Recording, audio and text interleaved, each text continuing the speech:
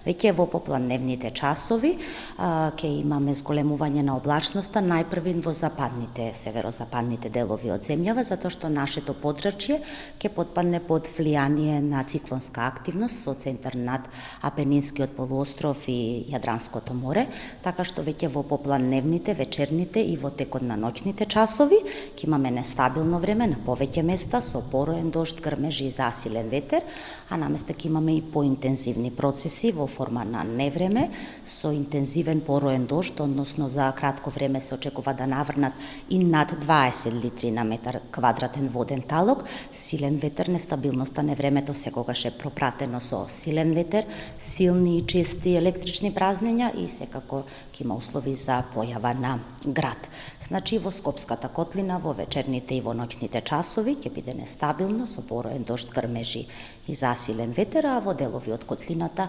секако дека ќе има услови за појава на поинтензивни процеси во форма на невреме.